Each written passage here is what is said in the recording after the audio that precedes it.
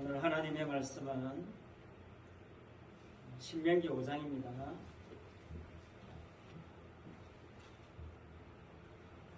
신명기 5장 7절로 11절 말씀입니다.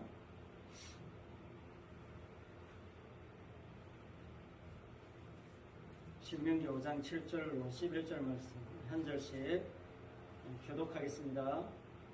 나 외에는 다른 신들을 내게 두지 말지니라. 너는 자기를 위하여 신이 사상을 만들지 말고 위로 하늘에 있는 것이나 아래로 땅에 있는 것이나 땅 밑 물속에 있는 것에 어떤 형상도 만들지 말며 그것들에게 절하지 말며 그것들을 숨기지 말라.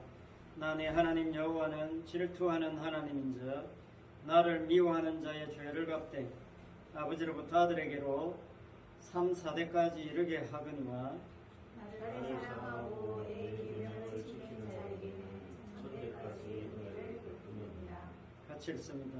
너는 내 하나님 여호와의 이름을 망령때 일컫지 말라. 나 여호와는 내 이름을 망령때 일컫는 자를 죄 없는 줄로 인정하지 아니하리라. 아멘. 오늘 신명기 5장 본문의 말씀 통해서 우상을 섬기지 말라 그런 제목으로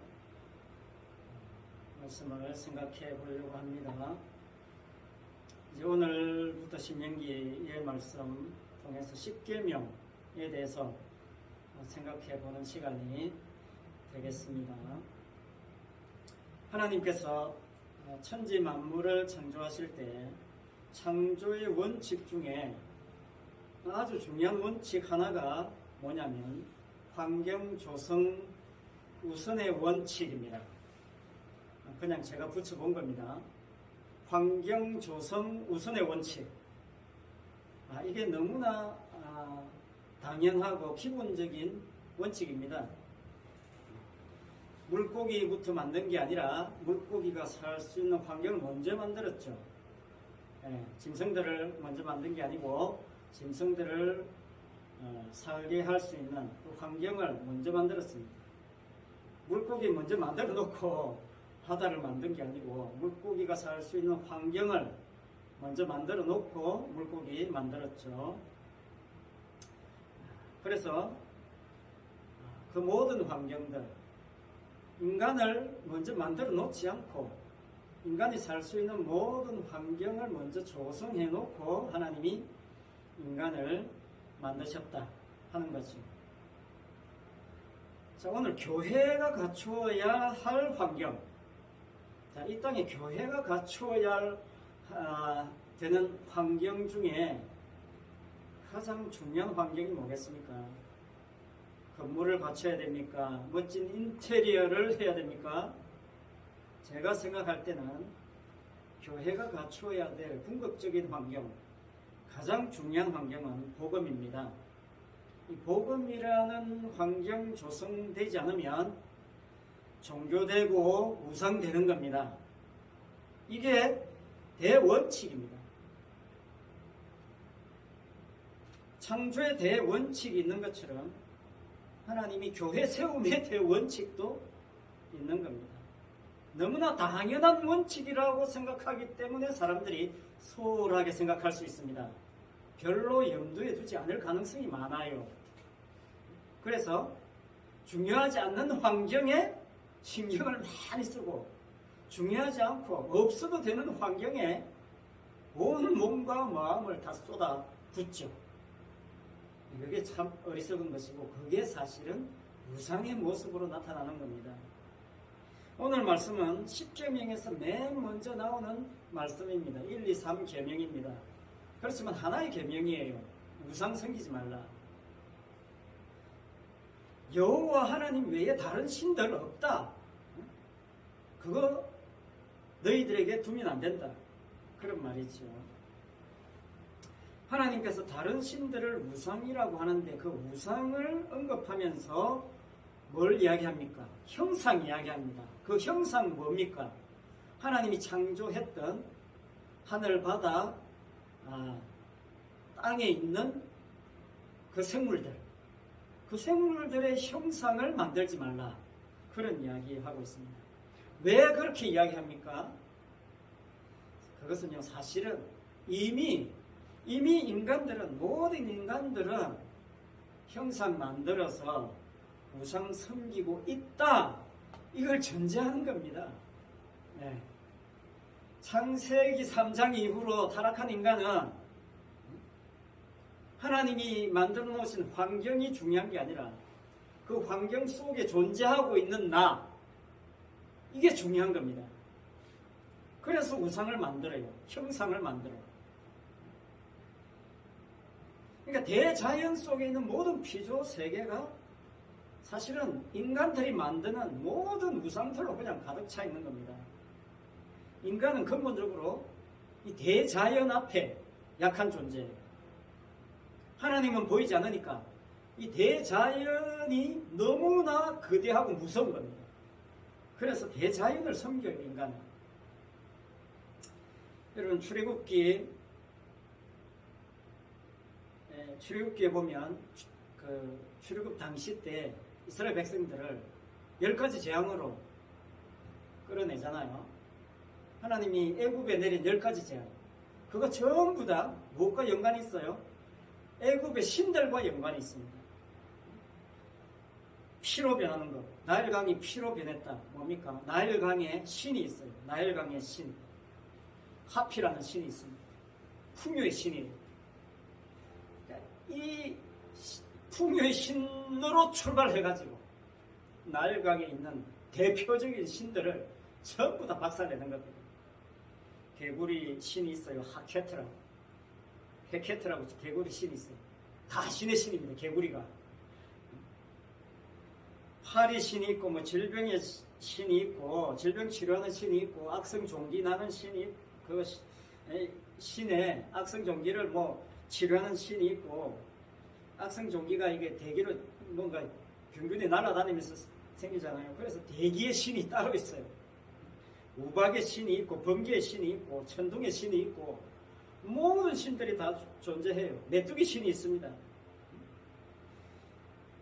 그래서 마지막에 그 9가지 재앙감이 뭡니까? 9가지. 흑암이잖아요. 갈수록 그 신의 개념들이 확대돼요. 흑암의 신. 흑암의 재앙은 뭡니까? 태양의 신을 심판하는 겁니다. 태양의 신. 라라고 하는 태양의 신이 있어요. 흑암의 재앙을 내리면서 다 어두워지잖아요. 그러니까 태양의 신을 심판하는 것입니다. 10번째 장자의 죽은 뭡니까? 생명의 신이 있어요. 애굽에 생명의 신, 프타라고 하는 생명의 신. 장자를 치면서 그 생명의 신이라고 하는 애굽의 신을 치는 겁니다. 그러니까 모든 우상들을 박살내는 거예요. 그 모든 우상들을 결국 누가 만들었어요? 사람이 만든 겁니다. 인간들이 다 만들어낸 거예요. 대단하죠, 인간이. 그러니까 뭡니까? 결국 최종신, 최종적인 우상, 그게 누굽니까? 인간이다, 그 말입니다. 이게 핵심이에요. 인간이라는 이 우상 덩어리에 군신들이에요. 전부 다 소소하게. 그런데 이 우상 덩어리인 인간을 정말 하나님이 원하시는 제대로 된 인간 되게 하려면 어떻게 해야 되느냐? 그게 오늘 본문 말씀이에요. 온통 온 세상이 자기를 위한 신으로 충만한, 우상으로 충만한 이 세상 속에서 하나님의 택한 자기 백성을 참된 하나님의 백성 되게 하기 위해서 뭘 해야 되느냐? 환경을 조성해야 됩니다. 환경을 먼저 조성하는 작업을 하나님이 하시는 겁니다. 그게 뭐냐? 십계명이다, 그 말입니다. 이 세상 환경 말고 다른 새로운 환경을 주시는데 그게 십계명이라는 환경이에요. 자, 지금 이 가나안 땅에 이제 들어갈 거잖아요. 그 가나안 땅에 들어가서 살아야 하는 새로운 환경을 주시는데 그게 십계명이다, 그 말입니다. 그래서 십계명은 자기 백성, 택한 백성을 위한 하나님의 환경 조성 작업이다. 그래서 주님은 조경사다. 오늘 설교 제목 조경사 그렇게 바꿔도 좋겠습니다. 죄로 물든 이 땅의 환경은 멸망하고 없어진다는 것 이미 한번 보여주셨습니다. 노아 홍수를 통해서 완전히 세상 썰어버렸잖아요. 충분히 경험하게 했습니다. 두 번째 경험은 없어요. 이 대자연이라는 환경은 이미 파괴된 겁니다. 죄로 말미암아 파괴되었기 때문에 하나님의 사람들이 영원히 살기에 족하지 않아요. 부적합합니다. 그래서 하나님께서는 자기 백성을 정말 안전하게 살게 하기 위한 정말 자기 백성들이 살기에 가장 좋은 환경을 계속 분주하게 하나님이 만드시는 작업을 하시는 거예요. 그 첫 단추가 십계명이라고 보면 됩니다. 그 첫 단추가. 그게 십계명이고 신명기에서 십계명인데 이 십계명이 시간을 지나면서 조금씩 다른 모습으로 드러나요. 이 십계명 환경이 다윗에게 가면 다윗의 신앙 고백으로 나타나요. 자, 그게 오늘 성경 봉독한 시편 51편인데 시편 51편에서 다윗이 고백하는 게 뭐냐면 우리아의 아내를 범한 사건, 우리아를 살인한 사건, 그 사건을 통해서 이 다윗이 깨닫는 건 뭐냐면 자기가 죄악 중에서 출생했다는 거예요. 죄덩어리다 그 말입니다. 서두에서 말씀드린 것처럼 죄 중에 자기 엄마가 죄 중에 나를 잉태했다는 거예요. 태어나기 전부터 죄라는 겁니다. 그걸 깨닫고 나서 다윗이 성전에서 얼마나 제사 많이 드렸습니까? 그런데 51장 16절에 가면 주께서 제사를 기뻐하지 아니하신다는 걸 알았어요. 하나님께서 구하시는 제사는 상한 심령이라는 겁니다. 상한 심령. 이게 참 중요합니다. 이 상한 심령이 흘러 누구에게 갑니까? 예수님에게까지 가는 것입니다. 그래서 예수님의 십자가에서 다윗이 고백했던 이 상한 심령의 모습, 번제가 아니고 제사가 아니고 주님이 십자가에서 완벽하게 드리는 이 제사야말로 참된 하나님의 백성이 살 수 있는 완벽한 환경이라는 겁니다. 이게 최종 환경이에요. 최종 병기 활이라는 영화가 있어요. 최종 환경. 그게 하나님이 만드신 십자가입니다. 그 십자가에서 모든 환경 다 만들었습니다. 그래서 다 이루셨다. 그렇게 말씀하셨습니다. 결론 나왔습니다. 뻔한 결론이다 생각하지 마세요. 여러분이 아무리 아름다운 자연 환경 구경했다고 여러분 거기 평생 거할 수 있습니까? 그 죽었어도 거기 거할 수 있습니까? 없잖아요. 해남 땅끝 마을 밤에 만난 땅끝 마을 정말 신비로웠어요. 정말 좋았습니다. 그렇다고 여러분 맨날 거기 갑니까? 그럴 수 없어요. 맨날 그것만 생각하고 우리가 살지 않아요. 잠시 머물잖아요. 잠시 머무는 곳입니다. 우리가 여행하는 거 잠시 머무는 거예요. 이 땅도 뭡니까? 잠시 머무는 곳이잖아요. 영원히 우리가 그럴 환경이 아닙니다. 못 되는 겁니다. 그래서 하나님이 진짜 그걸 환경으로 데려가기 위해서 이 땅은 그냥 잠시 머무는 환경일 뿐이에요.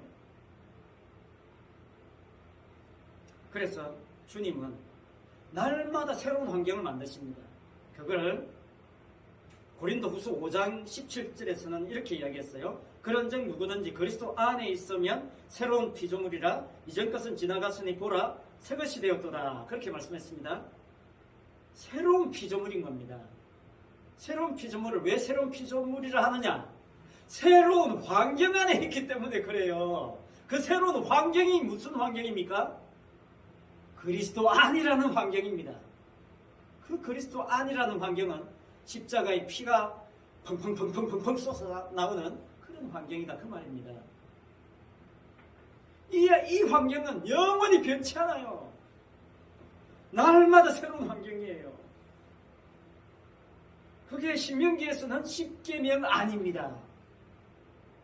자, 지금 하나님께서 신명기에서 이스라엘에게 주시는 환경 십계명인데 자, 환경으로서의 십계명이 무슨 뜻이냐면요. 이스라엘이 십계명 지켜서 구원받고 천국 가는 게 아니라 십계명이 이스라엘을 이끌고 살린다. 그런 말이에요. 이게 참 어렵죠. 이게 중요합니다. 십계명이 하나님의 백성을 하나님 백성답게 만들어가는 겁니다. 자, 여기서 이스라엘이 착각해요. 왜? 지키라고 하니까. 야, 이 십계명 지켜서 이제 복 받자. 천대까지 하나님이 복 주신다네? 그럼 지켜야지. 그렇게 가는 거예요. 왜 그렇게 가느냐? 수백 년 동안 애굽에서 보고 들은 게 그거거든. 맨날 우상 생긴다고 이거 지키고 저거 지키고 하는 것밖에 듣고 본 게 없거든. 그러니까 십계명을 줘도 그렇게 생각하는 거예요. 십계명을 줘도. 그러니까 내가 잘 되고 와 이제 천대까지 복 받고 내가 건강하고 잘 먹고 잘 살고 막 부자 되고 내 앞길 창창하고 그러려면 십계명 지켜야 된다네. 그래서 지키는 십계명 그 자체가 우상이다 그 말이에요. 사람들이 우상을 좋아하고 섬기는 가장 근본적인 이유가 뭐냐면요. 우상은 간섭 안 합니다. 우상은 잔소리 안 해요. 편합니다. 우상은요, 내가 정성 쏟아주면 막 그걸로 끝이에요. 내 정성 적당하게 빌면 그거 비는 거 보고 그냥 복 주는 그게 전부잖아요. 언제든지 그래서 내가 필요하면 찾아서 막 빌 수 있고 내 마음 쏟아낼 수 있고 그냥 적당하게 거리둘 수 있고 간섭 안 하니 얼마나 좋습니까? 잔소리 안 하는 신 우상입니다. 그래서 잔소리가 싫은가 봐요, 인간이. 우상 덩어리니까 잔소리를 싫어하는 겁니다. 그냥 그저 내가 원하는 대로 해주는 신, 이걸 찾는 거예요, 인간은. 이 세상에 뭐 그런 신보다 더 좋은 신이 어디 있습니까? 그 대표적으로 드러난 게 뭡니까? 출애굽에서 금송아지 만든 사건 아닙니까? 맨날 보아온 게 송아지니까 송아지 만든 겁니다. 죄로 물든 인간에게 특별한 능력이 있다는 것, 그게 금송아지 사건으로 드러난 거예요. 자기에게 필요한 신을 자기가 만든다. 이게 인간이잖아. 타고난 실력입니다. 백성들이 아론에게 뭘 요구했습니까? 우리를 위하여 우리를 인도할 신을 만들어 달라. 그거였어요. 백성이 요구하는 그겁니다. 우리의 소원을 들어줄 신을 내게 제시해 달라. 그래서 교회 나오고 그래서 뭐 기도하고 그래서 봉사하고 하는 그 모든 것, 그게 다 우상이라 그 말입니다. 그래서 이스라엘에게 우상 섬기는 거 자연스러운 겁니다. 수백 년 동안 그냥 애굽에 살면서 자연스럽게 몸으로 터득한 겁니다. 몸에 배어 있는 거예요. 몸이 반응하는 겁니다. 신은 보이지 않기 때문에 보이지 않는 신을 대신해서 나도 신과 직접 만날 수 있는 중간 단계 매개체, 그게 당신이 돼도 좋고 누구 되든 좋다. 그런 신을 만들어 달라는 겁니다. 그러니까 이스라엘 백성들이 금송아지 만든 근본적인 이유가 뭐였습니까? 모세에 올라가서 안 내려오니까 답답하니까 모세가 안 나타나니까 하나님 뭐 만나러 왔다는 사람 깜깜무소식이니까 그거 핑계로 신을 만들어라 그랬던 거거든요.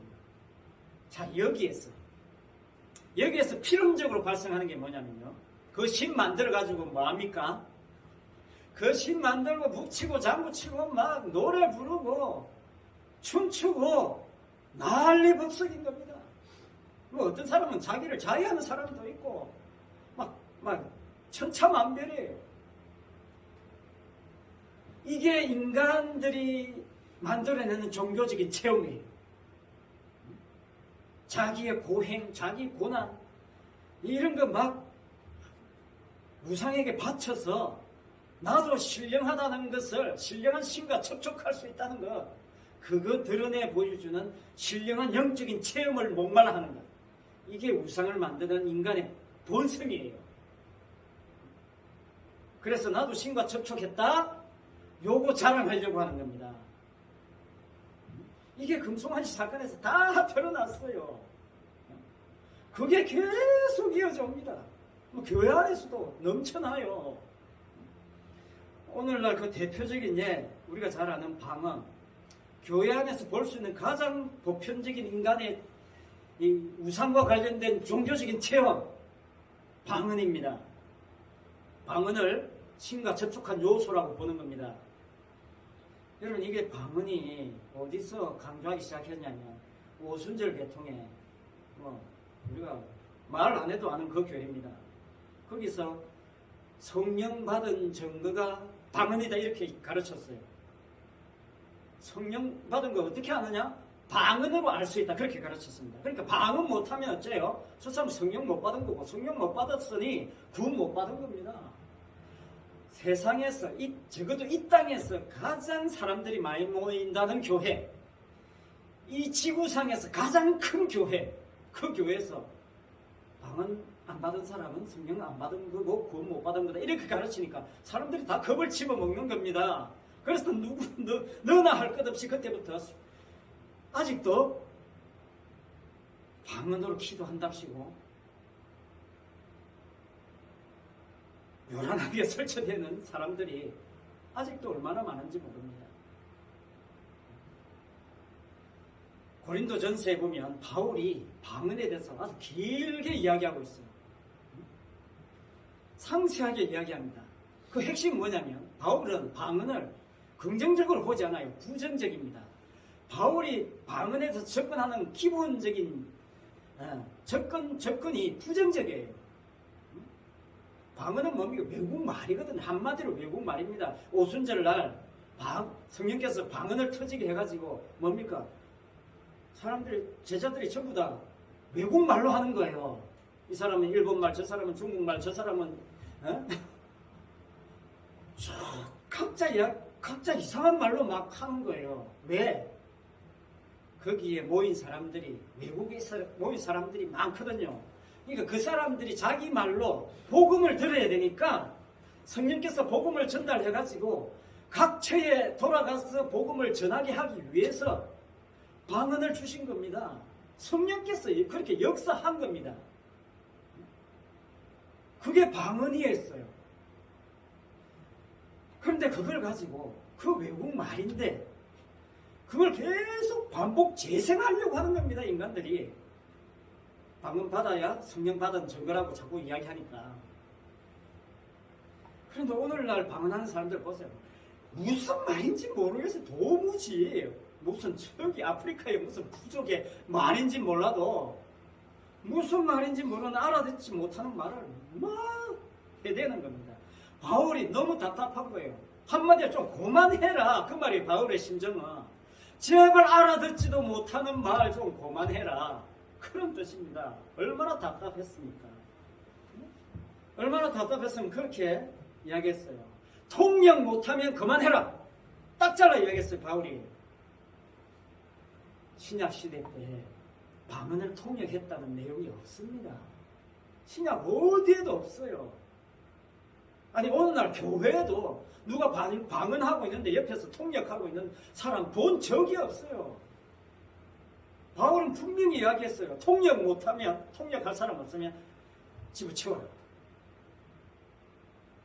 시작부터 잘못됐어요. 시작 뭡니까? 오순절 성령 역사, 성령께서 알아서 역사하신 겁니다. 누가 방언 받으려고 막 설치된 사람이 아무도 없어요. 근데 그냥 터진 거예요. 왜? 다른 나라에서 온 사람이 복음을 들어야 되니까. 예수님의 십자가 복음을 들어야 되니까 방언 터지게 한 겁니다. 자기도 모르게 막 이야기하고 있는 거예요. 성령께서 역사해야 되는데 이 성령께서 역사를 내가 받아내겠다는 거예요. 오늘날 사람들은 기도해가지고 할렐루야를 빠르게 반복하면 방언 터집니다. 100% 할렐루야랄랄랄랄랄랄라 가요. 그걸 방언이랍시고 하고 있어요. 얼마나 어리석습니까? 어처구니 없어요. 그거 신앙 아닙니다. 방언 아니에요. 우상입니다. 오늘 말씀 서두에 뭐라고 했습니까? 우상 만들지 말라고 했는데 형상 이야기했다잖아요. 창세기 1장 이야기하고 있어요. 하늘 땅 바다에 있는 존재들, 그 존재들의 형상 만들지 말라고 했습니다. 왜? 존재가 먼저가 아니라는 겁니다. 존재가. 우상의 특징이 뭐냐면요, 생겨난 존재를 부각시켜요. 하지만 진짜 하나님께서는요, 존재 이전에 뭐가 있었느냐, 그걸 강조하는 겁니다. 존재를 존재되게 하는 것은 환경이라는 겁니다. 그 환경 없어 보세요. 존재 아무 의미가 없습니다. 물 없는데 물고기 무슨 물고기, 백날 있어봐야 아무 소용 없잖아요. 하나님은요, 자, 이게 중요한데요, 하나님이 조성하신 그 환경 속에 사탄이 침입할 거라는 걸 알았을까요? 몰랐을까요? 하나님이 아시는 겁니다. 하나님이 아시는 거예요. 사탄이 뭘 생각하느냐면요, 하나님이 창조하신 환경을 건드린 게 아니고, 사탄이 환경을 건드리지 못해요, 사실. 그래서 누굴 건드립니까? 환경 위에 있는, 환경을 관리하고 환경을 누리고 있는 그 존재를 건드리는 겁니다. 그 존재를 건드리면, 그 존재가 깨어지면 하나님께 치명적인 상처를 입히게 될 것이라는 것을 사탄이 알아요.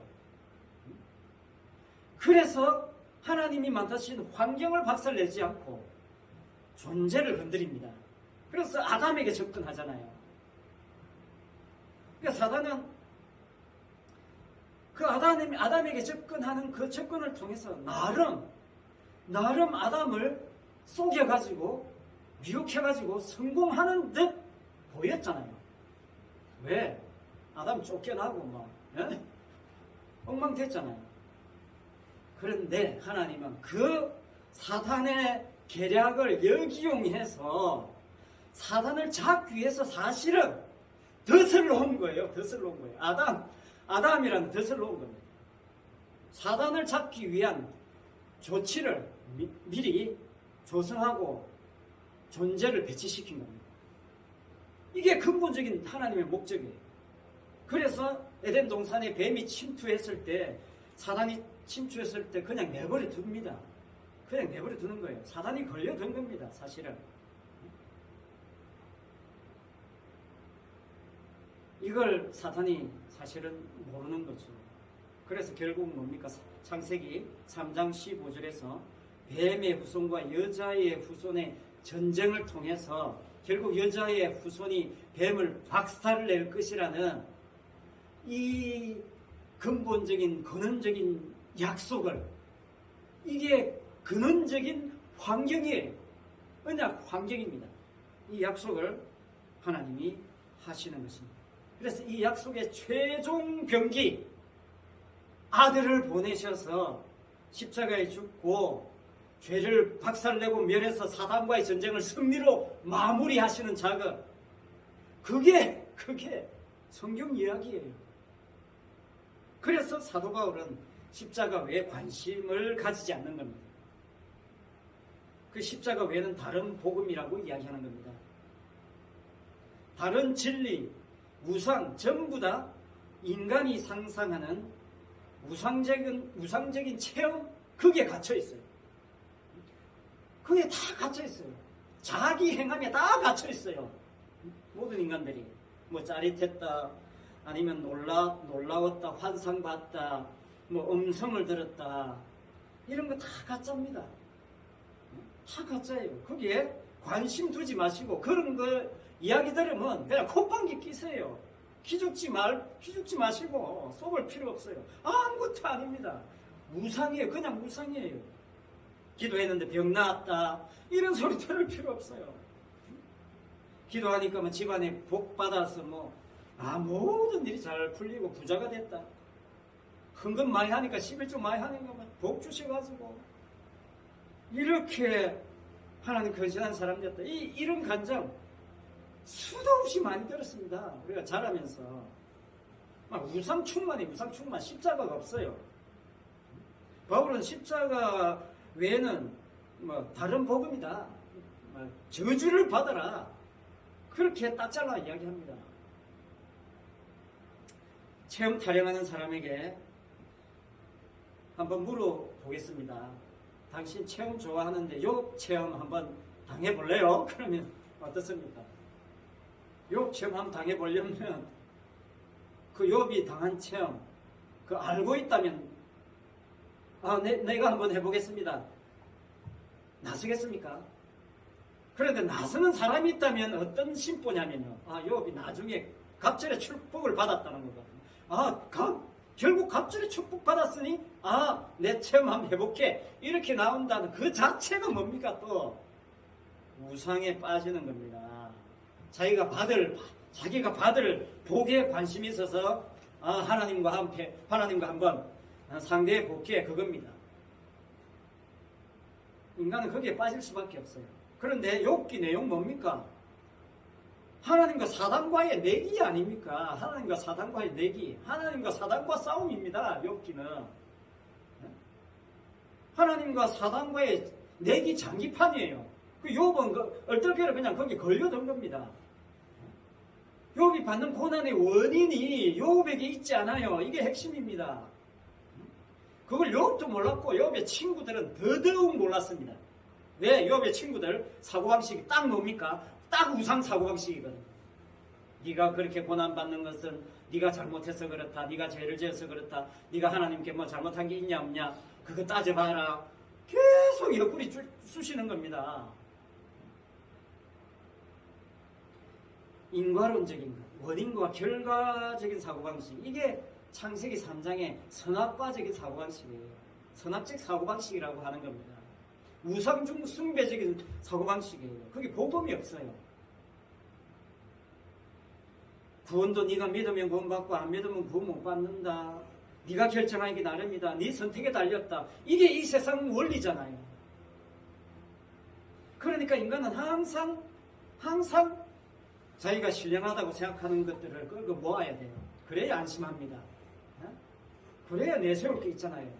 그거 하나씩 추가해가는 즐거움으로 인간은 살아가요.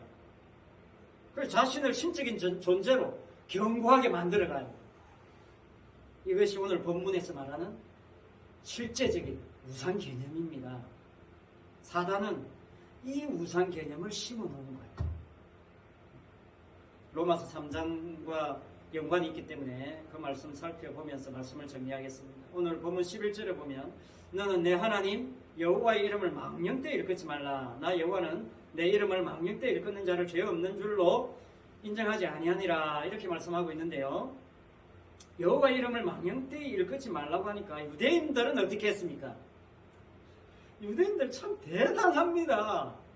망령되이 일컫지 말라 하니까 뭐라고 했어요?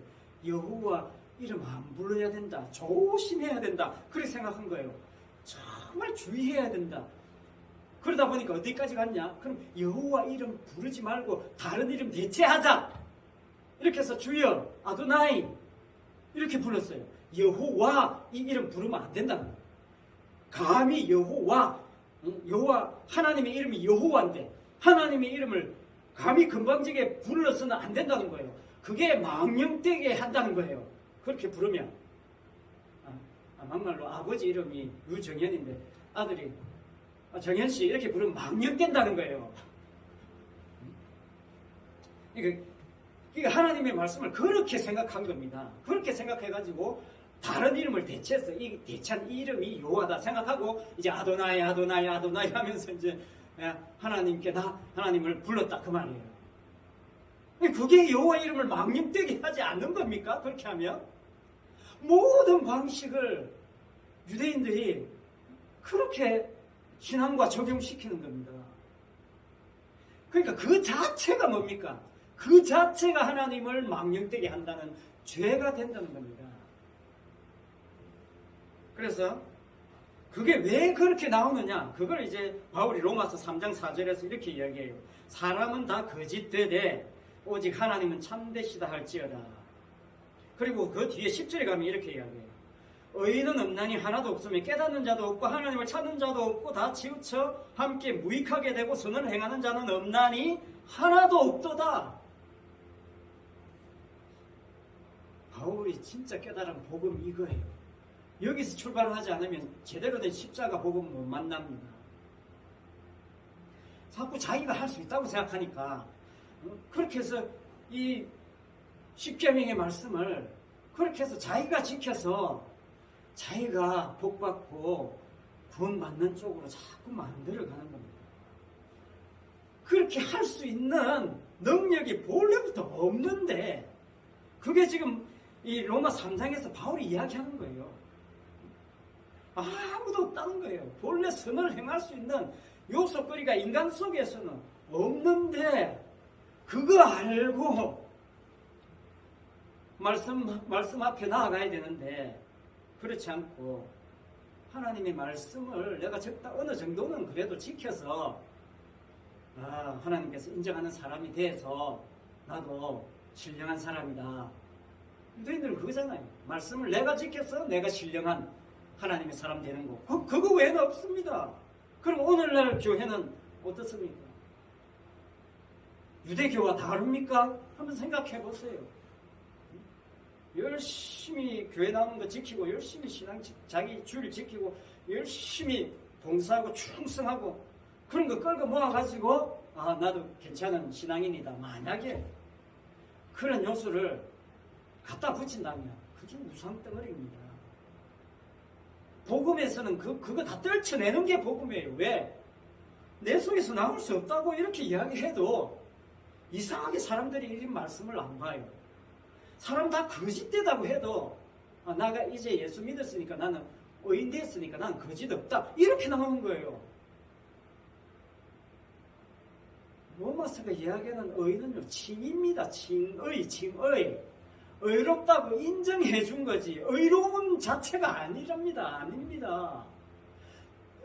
칭의해 줬어. 의롭다고 인정해 주면 더 뭡니까? 더 나는 죗덩이라는 것에 포커스를 맞춘다는 겁니다. 그게 바울이 말하는 칭의입니다.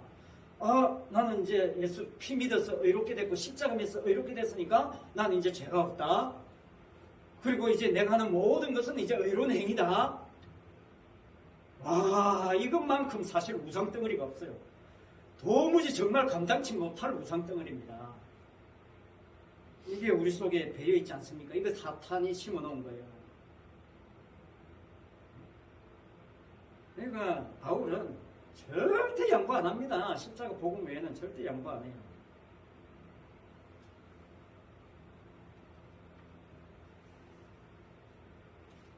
그러면 도대체 누가 우상 숭배 안 하고 있는 사람이냐? 아주 쉽게 말씀드리면 지금까지 강조한 바와 같이 자신이 하는 모든 종교적인 행위에 기대를 걸지 않는 사람, 결론입니다. 네. 인간은 거짓되니까 본래 선이 나올 수 없기 때문에 내가 하는 모든 그게 어떤 신앙의 모습이었든지 거기에 가치를 두지 않고 십자가를 바라보는 사람, 네. 그게 우상 숭배하지 않는 하나님의 사람이다, 성도다, 그렇게 이야기할 수 있습니다. 왜? 그 사람은 십자가로 조성된 환경 속에 흠뻑 빠져있기 때문에, 십자가라는 환경에 그냥 깊이 잠겨있기 때문에, 날마다 새롭게 하시는 그 주님의 역사에 지금 붙잡혀 있기 때문에, 자기가 만든 환경이 아니라 주님이 조성해 주신 그 환경에 그냥 사로잡혀 있기 때문에 그 환경만 드러내는 겁니다.